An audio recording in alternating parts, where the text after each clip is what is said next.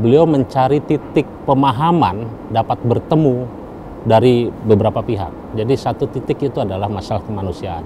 Semua manusia memiliki nilai kemanusiaan. Even kombatan, even tentara, even pihak-pihak yang berkonflik, ada nilai kemanusiaan di situ.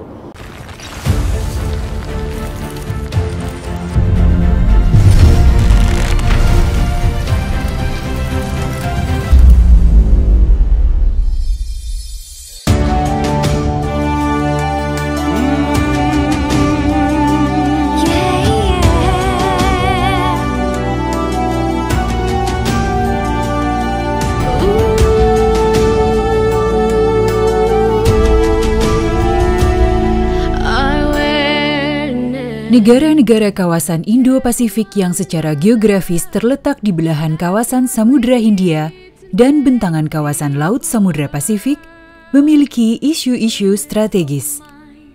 Di bidang militer melalui Indo-Pacific Chiefs of Defense Conference, banyak terjadi dialog terbuka dan berkelanjutan untuk menyatukan berbagai negara dalam mencari bermacam-macam cara melalui berbagai informasi dan teknologi agar terbentuk kawasan yang aman dan sejahtera.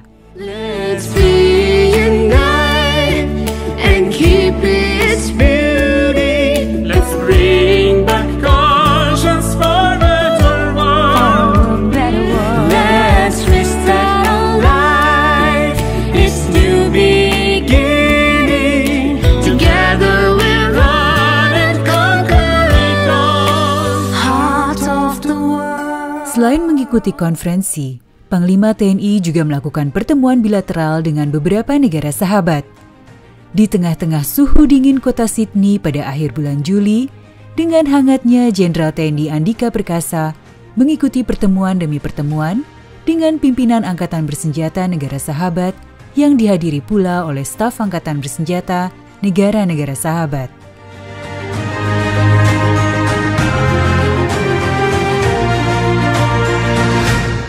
Saya dapat melihat bagaimana positioning Indonesia di mata internasional, terutama dalam hal pertahanan. Secara implisit mereka meng-acknowledge positioning Indonesia sangat strategis, di mana di kawasan kita dapat dikatakan sebagai role di kawasan untuk bersama-sama menjaga stabilitas keamanan di kawasan, termasuk juga untuk melaksanakan kemungkinan semua potensi kerjasama, potensi pengembangan terhadap kemampuan kapabilitas, capacity building, dan ini juga menunjukkan bagaimana keinginan negara-negara di kawasan, termasuk negara tetangga maupun global, untuk meningkatkan trust and confidence antara Indonesia dengan mereka. Dan ini sangat sejalan di mana kita sebagai negara dengan politik luar negeri bebas aktif menunjukkan aktifnya kita Indonesia terhadap stabilitas keamanan dunia.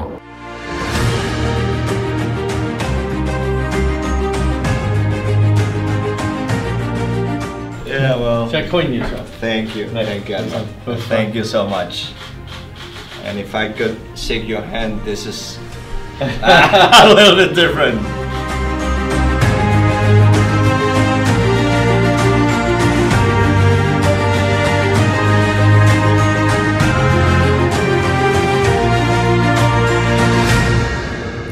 Panglima TNI merangkul negara-negara sahabat dalam pertemuan bilateral untuk menjadikan militer sebagai motor penggerak dan terlibat dalam setiap aktivitas dan pembangunan yang dilakukan bagi kemanusiaan di masing-masing negara. Bahwa pendekatan humanity yang dilakukan oleh beliau itu pada dasarnya adalah beliau mencari titik pemahaman dapat bertemu dari beberapa pihak. Jadi satu titik itu adalah masalah kemanusiaan. Semua manusia memiliki nilai kemanusiaan. Even kombatan, even tentara, even pihak-pihak yang berkonflik, ada nilai kemanusiaan di situ. Nah, basic point nilai kemanusiaan inilah yang diangkat untuk menciptakan sebuah perdamaian. Tanpa harus kita saling menyerang, tanpa harus kita bicara terhadap konflik yang akan nantinya menjadikan korban atau kerugian atau kesengsaraan yang dialami oleh masyarakat juga. Nah, ini yang kami lihat, sehingga pendekatan-pendekatan seperti pembangunan, peningkatan kesejahteraan masyarakat di perbatasan, ini akan membangun bagaimana kita saling membutuhkan, bagaimana adanya interdependensi. Kita tidak sempurna. Selalu beliau menyampaikan bahwa tidak ada kesempurnaan di antara kita, sehingga kita harus saling mengisi itu. Dan melalui beliau sebagai Panglima TNI, tentunya apa yang ditawarkan oleh beliau adalah melalui backbone pertahanan itu atau militer itu.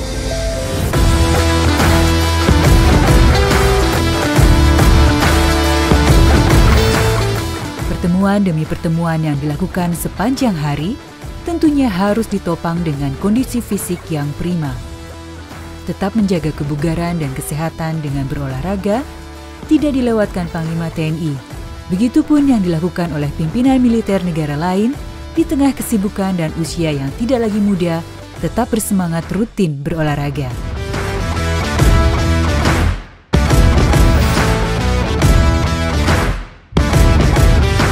Pertama, olahraga itu nggak boleh emosional. Makanya kadang-kadang ada yang meninggal, ya kan? Iya.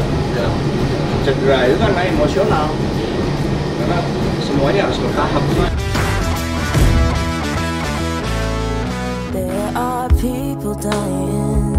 Oh, and it's time to lend a hand. Sebagai kawasan yang sangat majemuk, lebih dari 3.000 bahasa dan banyak agama, tentunya hidup berdampingan dengan damai menjadi hal yang utama daripada unjuk kekuatan. Inilah yang menjadi alasan Jenderal TNI Andika Perkasa sangat mendorong para pemimpin angkatan bersenjata untuk mengutamakan perdamaian di atas segalanya.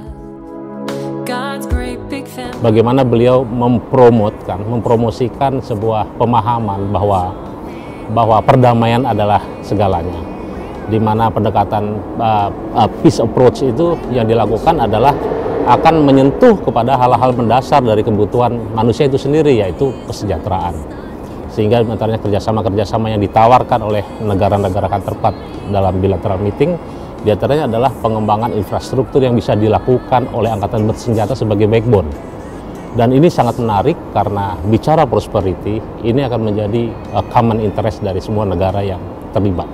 Sehingga dengan demikian, permusuhan bukanlah menjadi hal yang utama, konflik bukan menjadi hal yang utama, tetapi kebersamaan, common interest, dan juga tujuan bagi kemaslahatan masyarakat masing-masing negara itu tercapai dengan backbone angkatan bersenjata.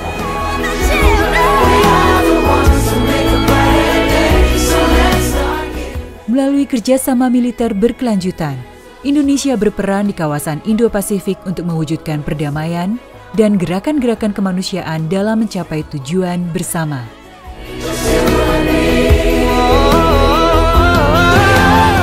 Indonesia's place in the region kepada rekan-rekan dari media, kami persilakan untuk meliput kegiatan Wing Exchange Ceremony yang akan dilaksanakan sebentar lagi.